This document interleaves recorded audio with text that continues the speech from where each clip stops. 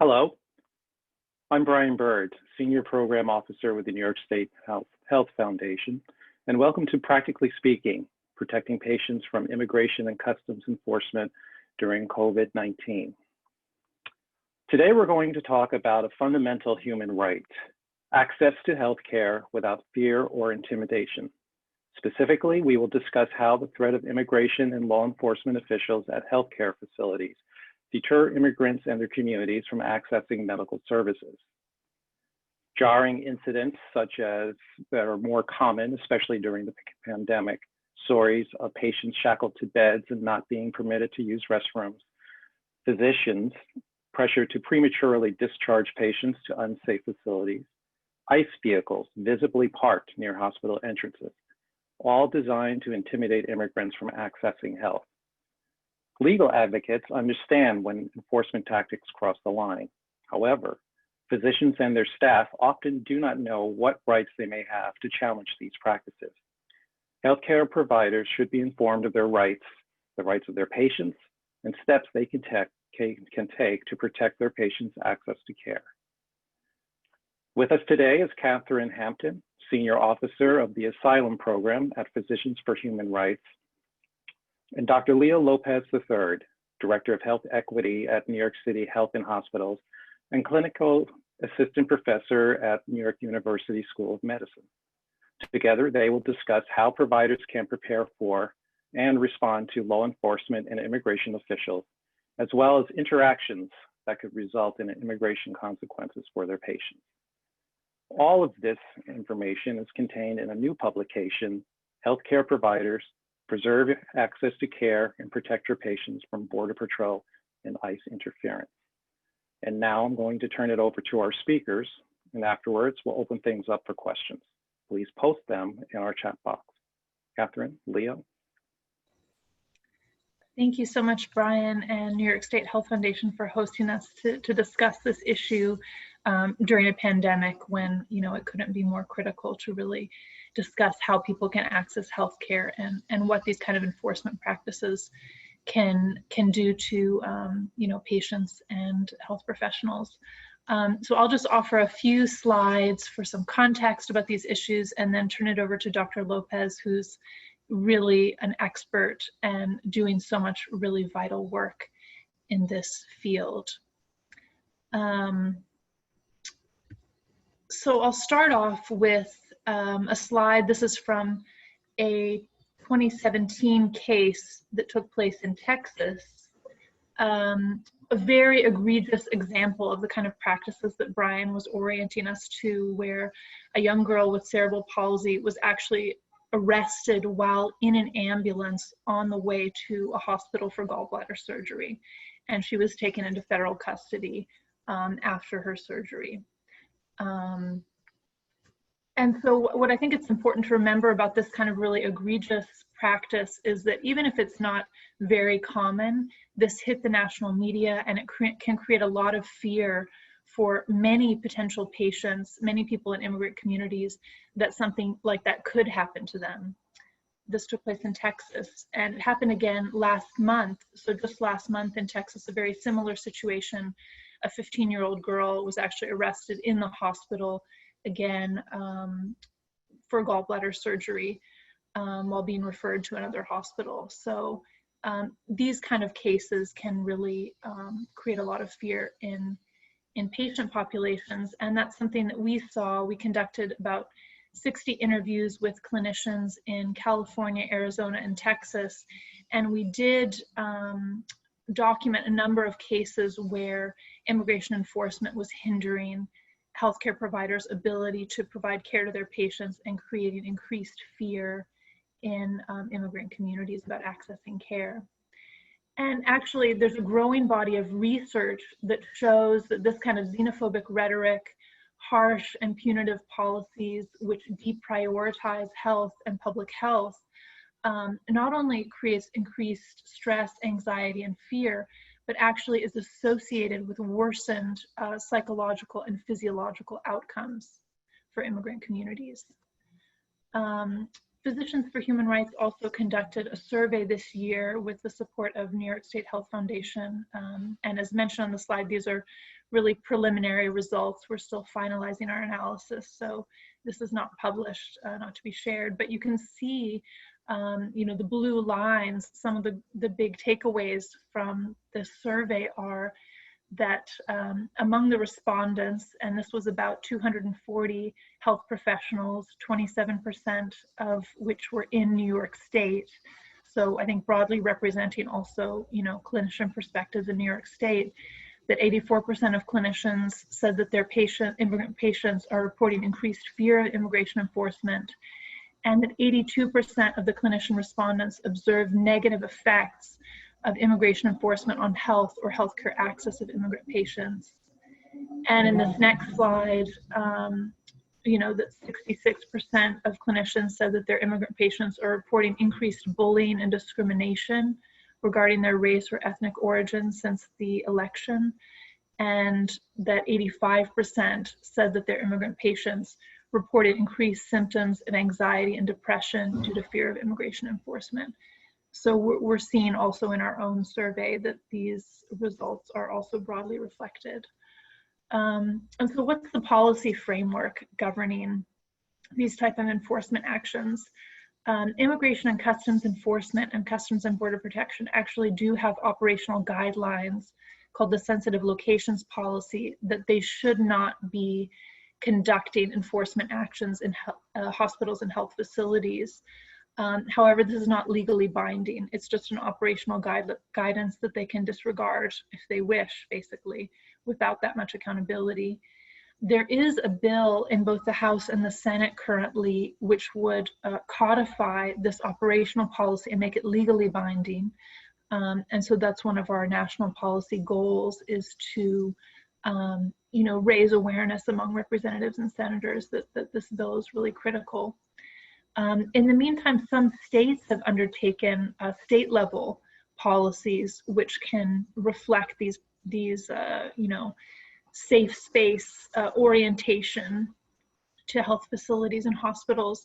And one good example is the California Values Act, which limits law enforcement cooperation with immigration enforcement, and also asks health facilities to also limit their cooperation with immigration enforcement and really just focus on patient rights, providing care, and not allowing themselves to be deputized, to conduct immigration enforcement actions. And then as Brian mentioned, Physicians for Human Rights this summer jointly published with ACLU Border Rights Center and the National Immigration Law Center a guide for hospitals and healthcare professionals about actions that they can take specifically to counter these kind of enforcement actions and create a welcoming and safe space for patients. And so we have a number of recommendations about what health systems can do, creating policies that all patients are welcome, policies not to record immigration status on medical records, and also to have internal policies and procedures about how to respond if there is, an enforcement raid in the health facility, to ensure that both patients and health professionals are aware of their rights and, feeling confident about the legal protections that do exist. So with that, I'll hand it over to Dr. Lopez, who's the Director of Health Equity at New York City Health and Hospitals. Thank you, Catherine, and thank you, Brian, and the Foundation for hosting today's session. I'm grateful to have the opportunity to connect with all of you, and wish it was under different circumstances, but nonetheless, thank all of you for attending today. Like Catherine mentioned, my name is Leo Lopez. My pronouns are he, him, and his. And I want to firstly level set with the folks on here and recognize my privilege when we are discussing populations or patients and others in the community who have been made vulnerable by systems and disparities in power structures. I think it's important to recognize the privilege that people like myself have. I have access to quality healthcare, food, shelter, and employment, and I don't take those for granted. I also would be remiss if I did not recognize the deaths of over 210,000 of our brothers and sisters across the country and the social suffering that their loved ones, families, communities, and friends have also endured over the past 6 months. We'll begin with this topic. It's important to recognize the broad spectrum of experiences that our brothers and sisters who are undocumented Americans experience across the country. It varies, and I want to start at least this piece bridging from my experiences. I'm a native of the Texas-Mexico border, and to talk about those voices and experience, and then bridge to the work that we're doing here in New York City as well. And so along the border, our communities have been occupied by state forces for years, from the Border Patrol, ICE, municipal, county, state law enforcement, to having overhead tethered aerostats suspended in the air that provide constant surveillance of our communities. And for many of the folks in these areas, just leaving home to work or to obtain food or obtain medical care, there's no guarantee that they come home safely. And so this constant stress, this constant worry and anxiety is linked to, as Catherine alluded to this unleashing this cascade of toxic stress that has detrimental implications for the health and well-being of patients and communities. Now, those forces here in New York City may be less visible, but nonetheless, they persist. And our neighbors in our communities here in the city still experience tremendous fear and anxiety that may lead to delayed provision, if not complete denial of things like access to quality healthcare, which is in the domain where I work. I work as part of a multidisciplinary team in the city to ensure that all people can access healthcare. Because this is what the vision of health equity is, to ensure that all people have the opportunity to achieve their best possible health status, particularly those who've been systematically excluded from accessing power and privilege. And so realizing this vision requires policy change, certainly, as again, Catherine began to present. So I want to talk a little bit about some of the programs that I've had the privilege to be a part of here in the city. Last summer, we enrolled the Nyc Care Program, and Nyc Care is Health and Hospitals' commitment to ensuring that all New Yorkers, regardless of immigration status or ability to pay, have access to quality health care. And currently, as many of my colleagues are, we're activated in COVID-19 focused roles, where we try and bring an equity lens to the work that we do. And in our work currently, I go to the neighborhoods in New York City that have been hardest hit, so to speak, by COVID-19, and access to COVID-19 testing and resources. And similar to Nyc Care, we welcome and invite all New Yorkers, regardless of immigration status and ability to pay. So these policies and investing in these programs is certainly one step, but we've also have to work effectively at communicating the availability and the safety of these programs for the community, because for many, again, of our brothers and sisters who are undocumented, there is a reasonable distrust of institutions. So key to doing this work is working hand in hand with community-based organizations who have established and fostered trusting relationships in communities across the city. And it's through those relationships where we can best be of service to our neighbors. There are harmful myths that kind of perpetuate different pockets of the community about who deserves healthcare, about who has the right to access testing and resources, what type of documentation is required to enter And so we want to ensure that we are doing the best that we can to communicate that all are welcome, that all have the opportunity to access safe testing that's confidential, and that these spaces are welcoming as well. Now, another key principle for this is accommodating for language and geography and location. So for the work that we do in point of care, we are based in the community, repurposing areas like public schools and libraries so that folks can walk to a place that they know in a territory where they find comfort and refuge, so to speak. And so that's key, being able to align policy with those forms of accommodation for language, safety, and convenience for the members of our community. I think another important consideration to make in these spaces is very much so in Western medicine, particularly. There's a rooted framework to cater to the individual, and in these spaces it's important to keep in mind accommodating for the family unit, and being able to recognize and be sensitive to family level decision making, contrasted with making decisions at the individual level. So I want to just kind of in there and ensure that we have time to kind of delve into these topics more deeply, but I hope we at least have an overarching view of some of the experiences for our neighbors and some of the work that we're doing to ensure that we are aligning with health equity and justice. And with that, I will defer back to Catherine.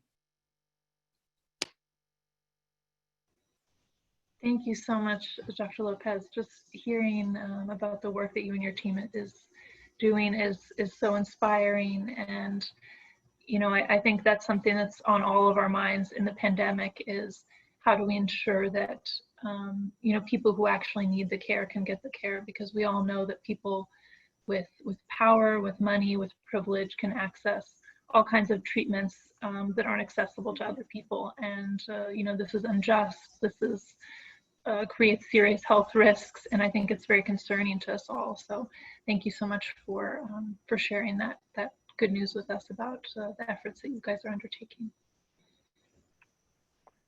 Great. Well, thank you, Dr. Lopez and Catherine. I have a sort of a broader question, and we're going to get to a couple that are in the chat.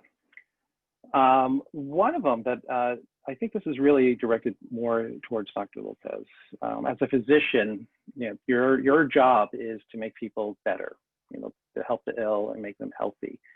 So with all of this stress, you mentioned it earlier on, the toxic stress, is that really, I mean, I'm assuming that that's really impeding your ability to provide the best health services, medical care to your patients. Is that an accurate question? Yeah, I think it's important to consider what drives determines health and well-being, and the clinical services that we provide is certainly one part of that. But the so-called social determinants of health are well documented and established in the literature. So forces like poverty, access to clean water, access to food, housing, quality housing, and educational opportunities, all these other social forces and factors play a major role in determining one's health and well-being. And so even if we're able to provide the best care possible without systematically reforming these other kind of domains and areas in society, we'll run against a brick wall, so to speak. So when we do have a conversation about health and well-being, they should be hand in hand with the other institutions that are playing a major role in determining the health and well-being of our communities. Mm-hmm. Now, it's the New York City Health and Hospital System. Is it system-wide that they're working on this type of an issue? I know that, you know, there is the New York NYC Cares. But I was just wondering, is it all of them? And have there been situations where they actually have had to deal with law enforcement or ICE? I mean, to the best of your knowledge. So I won't speak for the system, but my understanding is that I'm fortunate to be part of a system that do have protocols in place for when there are issues with law enforcement, and there is awareness about what those policies and protocols are. And I know I'm privileged and fortunate to again be part of a network like this. And I'm not sure what that's like outside of our system or outside of the city. Mm-hmm. And another question seems to be directed towards you, Doctor. You know, it's funny, these type of situations, it kind of reminds me of another type of program that would seem to be a very good complement to this one, which is the medical legal partnerships, where there are attorneys, as I put it, embedded at a hospital. So whenever there is an issue, they are there, they can, they're on ground so that you don't have that delay or anything like that. And a lot of times they can handle a variety of legal issues that that patients have. So is this something that that your system has, or is this something that we probably should see more widespread? Because I know that there are hospitals and clinics that have that, but it sounds like to me that it should be more widespread. And I agree with you. And I've not had direct interactions with medical legal partnerships here in New York City. I will disclose I'm fairly new to the city, moved here from New Haven, Connecticut. And in New Haven, I was involved in clinics where we provided those services. And so folks would come in and receive medical care, and would also be granted and have the right to a session with folks on the legal side as well, and advocate for that model certainly. So I'm with you on that point as well. Okay. We have a question, two actually, that just popped up. The challenges faced for there to be trust to access services and care are many. How do you overcome the challenges to make sure follow-up care, test results, treatment, medicines, and other needed resources are put in place or accessed? So I think that could be for both of you. I'll just mention there's some great research around, in 5 different states with the largest undocumented populations, so New York, California, Illinois, Florida, and Texas, and looking at, you know, dozens of health facilities and the actions that they took, as well as individual health professionals. So things like welcoming signs, having, as you guys mentioned, having legal referrals within a health facility, having know your rights sessions for patients, and also organizing training and kind of emotional support for staff who might experience stress due to these issues. So there's some really good research around how to provide immigration-informed care, so as well as trauma-informed and other types of informed care, but also immigration-informed care. Okay. Here's another question for Dr. Lopez. What are the differences in approaches you see between H&H and private hospitals? I think you kind of answered that earlier on, but it popped up again. Yeah, what I will say, I mean, I can't speak for what happens in private hospitals. I'm just grateful to be part of a system that has a mission and vision that healthcare is a human right. And we welcome, through our different programs and clinics, we are there to serve our patients and serve the community, provide dignity and respect and access to quality healthcare. Let's see. I have another question here. Let me just pull that one up.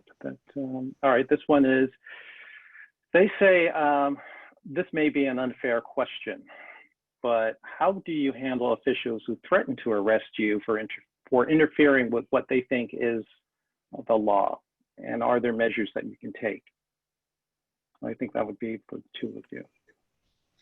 I can also recommend, and we'll send the link out as mentioned in the email recap, but our hospital guide, health facility guide, has some tips about what the legal framework is. So, you know, in terms of the legal context, for example, if someone comes to your health facility with a warrant, it's fine to designate a staff member who's received some training on how to look at a warrant to check, you know, what areas does the warrant actually clear the person to search, which individuals does the warrant specify, which dates, is this a warrant that's been signed by a judge or a magistrate judge.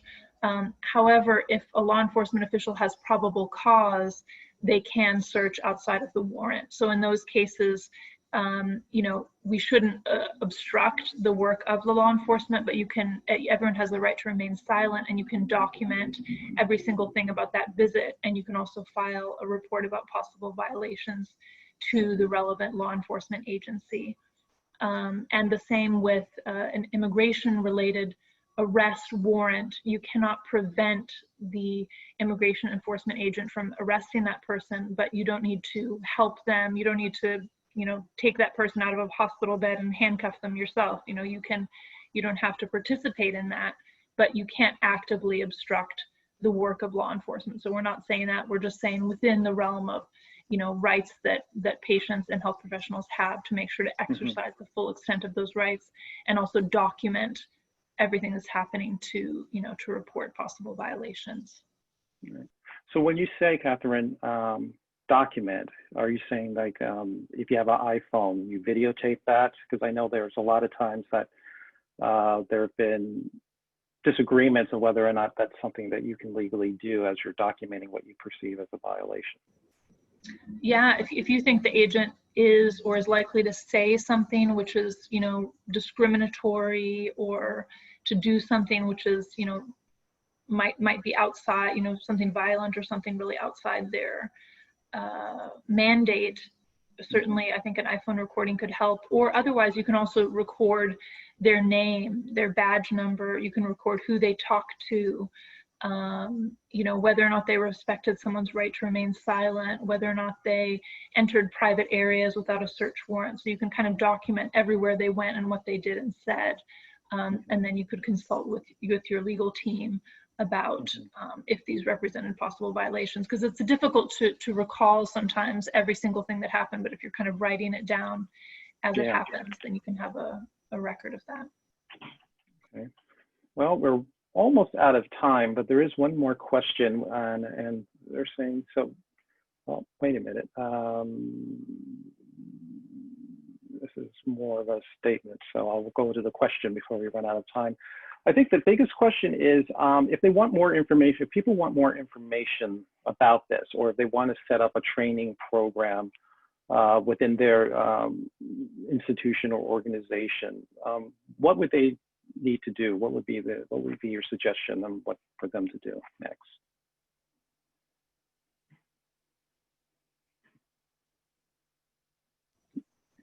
I think that would be for you, Catherine. Yeah, I would certainly defer to Catherine and the resources that she's articulated throughout the presentation. So rich information, certainly.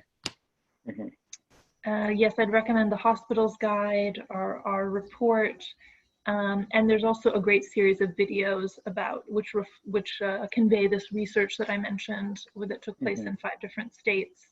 So we'll make sure to include all of that within the recap email. Great. All right, well, it is 12 o'clock, and I'd like to thank everyone for joining us today on today's webinar. I hope you've learned a lot, and I also would like to thank our speakers, Catherine Hepton and Dr. Leo Lopez, for taking the time out of their busy schedule to join us. For more information about the New York State Health Foundation and our latest announcements, please sign up through our website for our e-newsletter, as well, and follow us on Twitter. And a recap, as well as a taping of this webinar, will be coming out and be available, I believe, tomorrow, but certainly this week. Thank you again for joining us. Thank you, Catherine and Leo. Be well and be safe. Thanks, everyone. Stay safe.